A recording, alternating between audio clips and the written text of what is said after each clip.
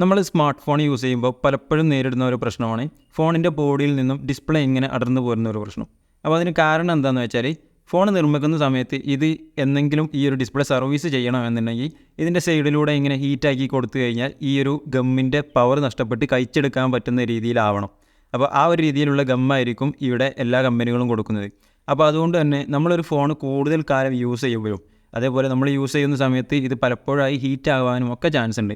അപ്പോൾ അങ്ങനെ ഒരു സംഭവങ്ങളൊക്കെ വരുന്ന സമയത്ത് ഈ ഒരു ഗമ്മിൻ്റെ പവർ നഷ്ടപ്പെടും. അതുകൊണ്ടാണ് ഡിസ്പ്ലേ ഇങ്ങനെ ഫോണിൽ നിന്നും അടർന്നു പോരുന്നത്. ഇത് ഒരുവിധം എല്ലാ ഫോണുകളിലും സംഭവിക്കുന്ന കാര്യം തന്നെയാണ്.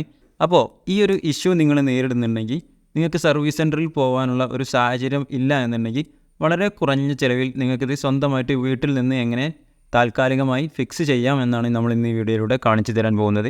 ഇതിനു വേണ്ടി നമ്മൾ യൂസ് ചെയ്തിരിക്കുന്ന ഗമ്മ് എന്ന് പറയുന്നത് ഫെവിബോണ്ടിൻ്റെ സിന്തറ്റിക് റബ്ബർ ബേസ്ഡ് ഗമ്മാണ്. ഇതെങ്ങനെയാണ് യൂസ് ചെയ്യേണ്ടത് എന്നൊക്കെ സൈഡിൽ കൊടുത്തിട്ടുണ്ട്.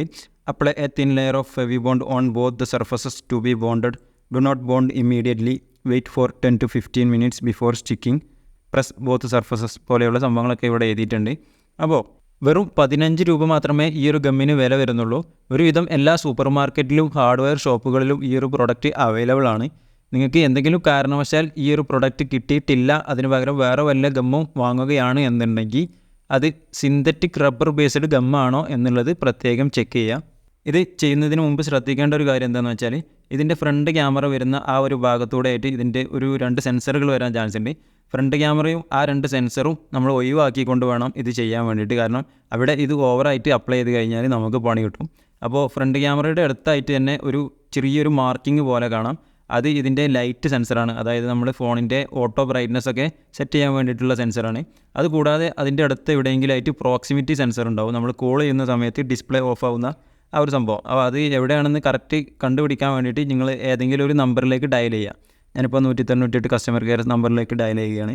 എന്നിട്ട് നമ്മുടെ കൈ അതിലൂടെ ഇങ്ങനെ പാസ് ചെയ്ത് നോക്കുമ്പോൾ എവിടെയാണ് കറക്റ്റ് ഈ സെൻസർ വരുന്നത് എന്ന് നമുക്ക് അറിയാൻ വേണ്ടിയിട്ട് സാധിക്കും. നിങ്ങൾ പ്രൊഫഷണലായിട്ട് ഇടുന്ന ആളാണ് എന്നുണ്ടെങ്കിൽ പ്രശ്നമില്ല. ഈ ഭാഗത്ത് ഓവറായിട്ട് വന്നു കഴിഞ്ഞാൽ പണി കിട്ടും. അതുകൊണ്ടാണ് ഇത് പ്രത്യേകം ശ്രദ്ധിക്കുന്നത്. നിങ്ങൾക്ക് അത്ര കോൺഫിഡൻസ് ഇല്ല എന്നുണ്ടെങ്കിൽ ആ ഒരു ഭാഗം സ്കിപ്പ് ചെയ്ത് മറ്റു ഭാഗങ്ങളിൽ മാത്രം ഇടുന്നതാണ് നല്ലത്. അപ്പോൾ ഇതും ഫ്രണ്ട് ക്യാമറയുടെ ആ ഒരു ഏരിയയും ഒഴിവാക്കിക്കൊണ്ടാണ് ഞാനിപ്പോൾ ഇവിടെ ഇടുന്നത്.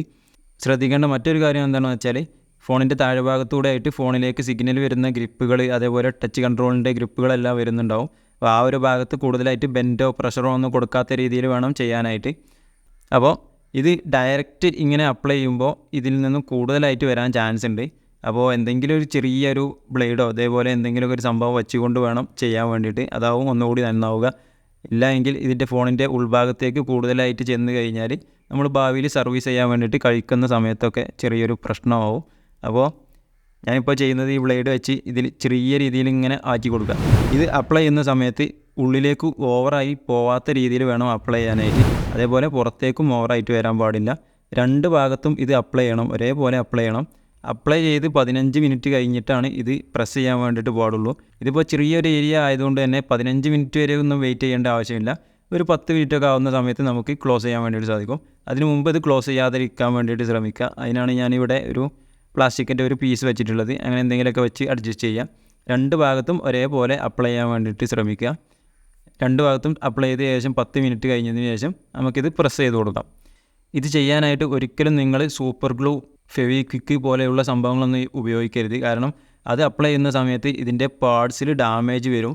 അതേപോലെ തന്നെ പിന്നീട് ഇത് സർവീസ് ചെയ്യാൻ പറ്റാത്ത രീതിയിലേക്കും ഫോൺ വരും. കാരണം ഹീറ്റാക്കി കഴിഞ്ഞാൽ ഇത് കഴിക്കാൻ വേണ്ടിയിട്ട് പറ്റില്ല. അപ്പോൾ ഇതിപ്പോൾ എല്ലാ ഭാഗവും നമ്മൾ ചെയ്ത് കഴിഞ്ഞു. ഇനി ഇത് പ്രസ് ചെയ്തുകൊണ്ട് നമ്മൾ കുറച്ച് റബ്ബർ ഇട്ട് വെക്കണം. അപ്പോൾ റബ്ബറൊക്കെ അത്യാവശ്യം ടൈറ്റാക്കി ഇട്ടതിന് ശേഷം ഒരു 3 മണിക്കൂർ വരെ ഇത് എടുത്ത് വെക്കേണ്ടതാണ്. കാരണം ഇത് ഫിക്സ് ചെയ്യാനുള്ള സമയം എന്ന് പറയുന്നത് 2 to 3 hours ആണ് കമ്പനി പറഞ്ഞിട്ടുള്ളത്. അപ്പോൾ നിങ്ങൾ വേറെ എന്തെങ്കിലും ബോണ്ടാണ് വാങ്ങുന്നത് എന്നുണ്ടെങ്കിൽ അതിൽ എഴുതിയിട്ടുണ്ടാവും എത്ര സമയമാണ് ബോണ്ടിങ് ടൈം വരുന്നത് എന്നുള്ളത്. അപ്പോൾ അത് നോക്കിക്കൊണ്ട് വേണം ചെയ്യാനായിട്ട്. ഈ ഒരു സംഭവമാണ് നിങ്ങൾ അപ്ലൈ ചെയ്യുന്നതെന്നുണ്ടെങ്കിൽ ഒരു 3 മണിക്കൂർ വരെ എടുത്ത് വെച്ചതിന് ശേഷം നമുക്ക് ഫോൺ യൂസ് ചെയ്യാൻ വേണ്ടിയിട്ട് സാധിക്കും. അപ്പോൾ ഈ ഒരു സംഭവം നിങ്ങൾക്ക് ക്ലിയർ ആയിട്ടുണ്ടാവും എന്ന് വിചാരിക്കുന്നു. വീഡിയോ ഇഷ്ടപ്പെട്ടാൽ ഒന്ന് ലൈക്ക് ചെയ്യുക. തുടർന്നും ഇതുപോലുള്ള വീഡിയോസ് നിങ്ങൾക്ക് ലഭിക്കുന്നതിനായി ചാനലൊന്ന് സബ്സ്ക്രൈബ് ചെയ്ത് വെക്കുക. നിങ്ങൾക്ക് ഈ കാര്യത്തിൽ എന്തെങ്കിലും ഡൗട്ടോ കാര്യങ്ങളോ ഉണ്ടെങ്കിൽ തീർച്ചയായിട്ടും കമൻറ്റായിട്ട് ചോദിക്കാവുന്നതാണ്. വിത്തിൻ 24 hours ഞാനതിന് റിപ്ലൈ ചെയ്യുന്നതായിരിക്കും. Thanks for watching this video.